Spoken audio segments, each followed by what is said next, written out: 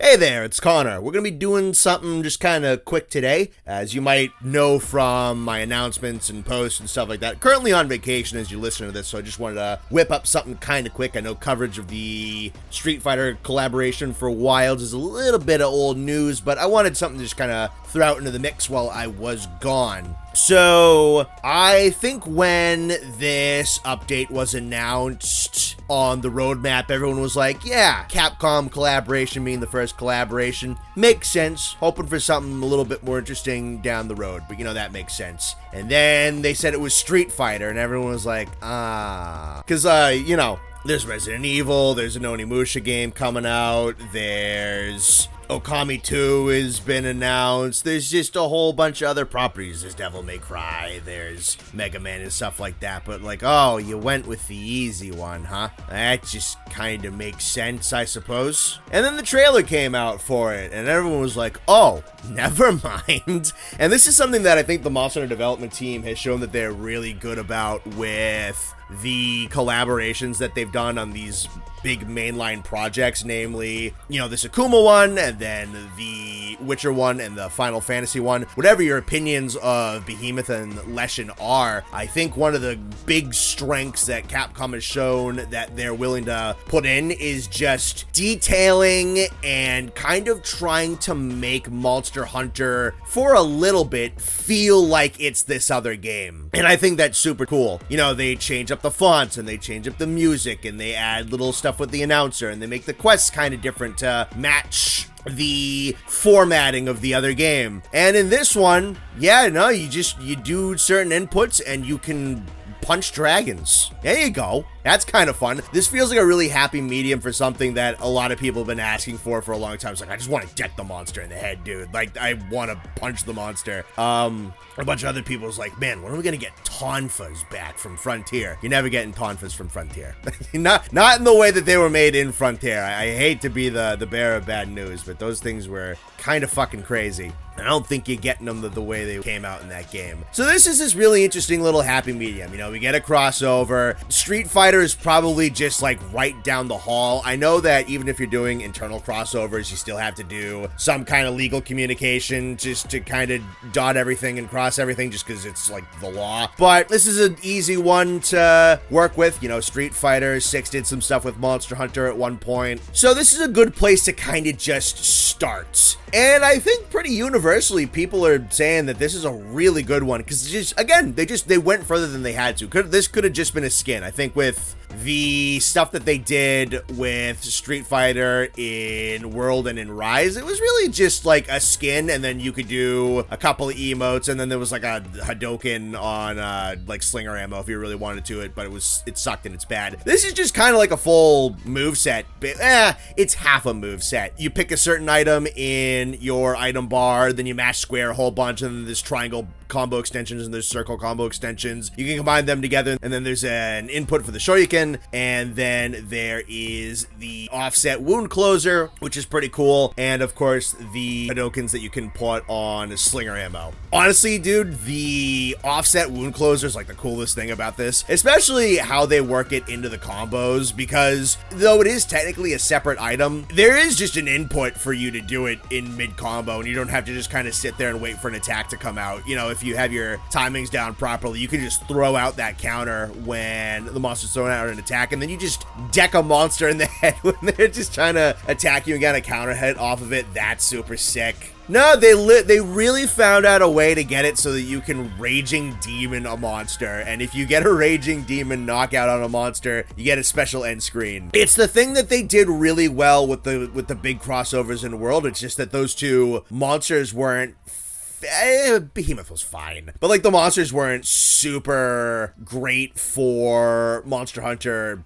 And the other thing being is that unlike Ancient Leshen and Extreme Behemoth, this collab isn't trying too hard. I think there's kind of a disadvantage that those two collaborations got because they were pretty much the last two title updates of World, and so okay, well, this is the last kind of content that we're making, so we kind of have to jack up these crossover monsters to be the big crazy final challenge, and then neither of them were super duper conducive to Monster Hunter, although again, I think Behemoth was much better than Leshen, but then you ended World on Leshen, and then you jacked him up way more than he really kind of had any right to be. And in this one, it's still fun. It's still high effort. It's still just kind of goofy and crazy and more than they ever needed to put into, but it's not trying as hard. It feels less self-important. It's like, yeah, no, this is a fun thing that you can do. And then, you know, you have Akuma, who's like the actual character, is just running around in the world on the different maps, and he's hanging out with like Woodwoods.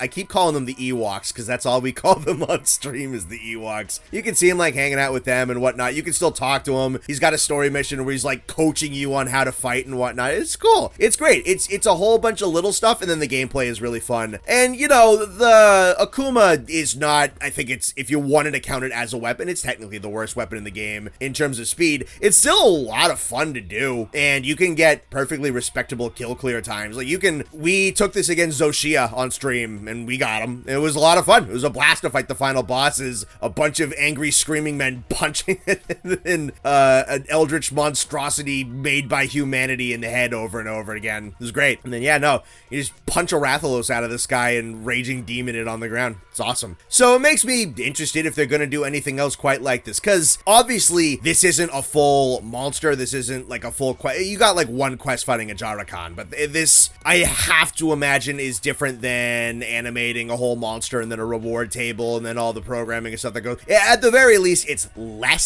It still has to be a considerable amount of balancing and numerical information and animating and all that kind of stuff, especially translating a 2D fight moveset onto a 3D space has to be a little bit of a challenge at least.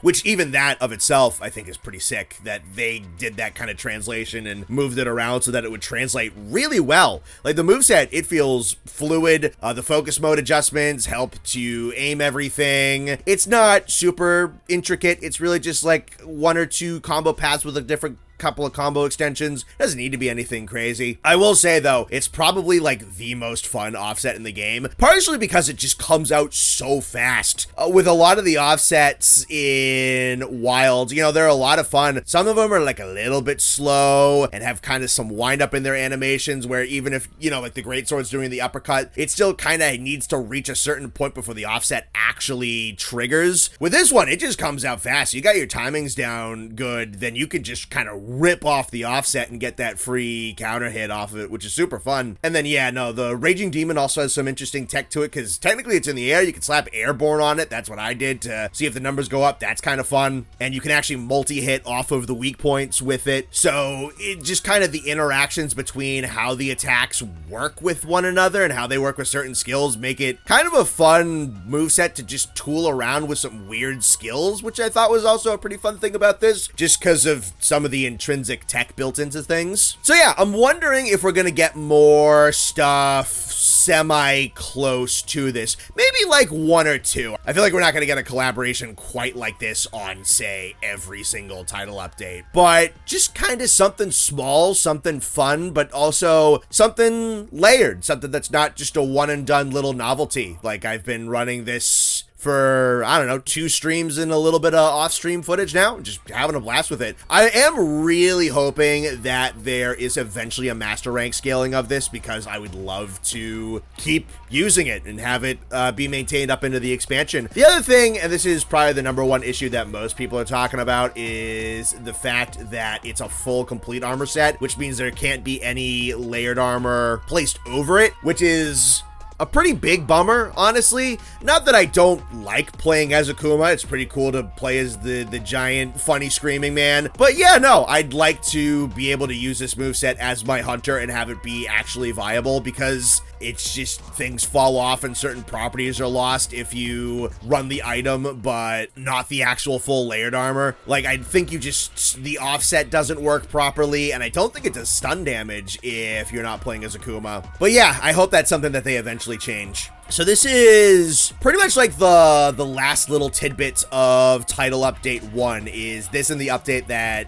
came with it, where they bumped a lot of the apexes and gore up to 8 stars. I gotta be honest, I think Title Update 1 was very good. I think I didn't mind the drip feed stuff. I talked about that on stream. The fact that they had kind of something new every other week and whatnot. You know, there's an argument behind what should have been in base game and what probably got shifted back and all that kind of stuff. But they did something new just kind of like every 2 weeks. You know, there was the Hub and Mizu and Zoe. That was really fun. Zoe probably should have been in base launch. The Hub very likely should have been in base launch. And then there's the whole thing with the Soul Seer with Mizu that we talked about when that came out. And, you know, I still would like for Soul Seer to be in the game proper, but, you know, for what they did to actually communicate the gradual transformation into a variant, I think there was some good attention to detail. And the Mizu's just generally very fun in this game. And I'm looking forward to the title update monsters coming up next. AT Raidao, I think, is probably the best fight in the game so far. He's definitely a little bit of a victim of the cyclical event quest type stuff, but he was a lot of fun. And then especially I am really liking, barring the cheating issues that are on PC, the challenge quest with the timer and whatnot to get the different pendants. I think that that was a really fun thing for them to do,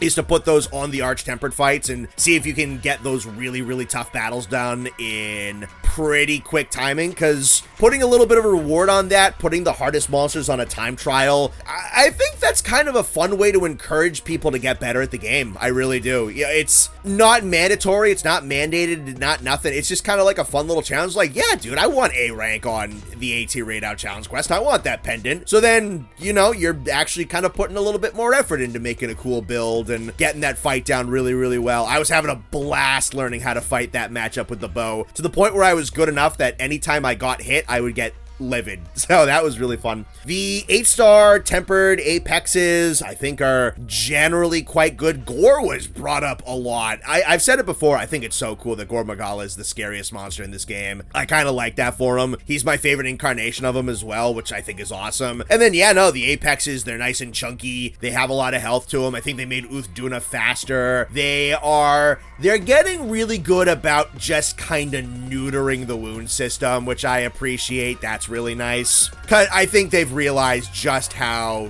cracked broken it was at launch. They've been dialing a lot of things down on our end, which is the right call to make, because it's brought Wilds into a point where, yeah, it feels challenging. Yeah, it feels rewarding. The 8-star max strength monsters are really solid opponents. You know, even if you slap a little bit of flair on there, it still takes a little bit of time to open up those wounds. They become much more precious commodities. So they're making the right changes. I've been enjoying the drip feed of the updates. I think that kinda has been pretty good at tying things over and not having everything be one and done, and then, yeah, like, where the hell is TU2? I'm already done everything 3 hours after TU1 releases. I think that was probably the smart way to go about it. I like that. This first title update has definitely mended a good amount of stuff with my perception of Wilds. Not everything. I know the performance has really, really suffered and struggled on the PC version. That sucks. And it's gonna be a blemish until it's remedied, if it can be remedied. You know, that's something to kind of think about, is just the way the DRM is set up and the way that RE Engine works, is if they're ever going to be able to get Wilds into a great state on PC. It's probably possible, but I think there are some oversights with especially the PC launch that, like, yeah, no, it is understandable and justified that it is getting shellacked as it is on that version. But the content itself, I think, has been very good. I think this has been a successful title update for power creep for the monsters and some power de-escalation for us, and has evened out the playing field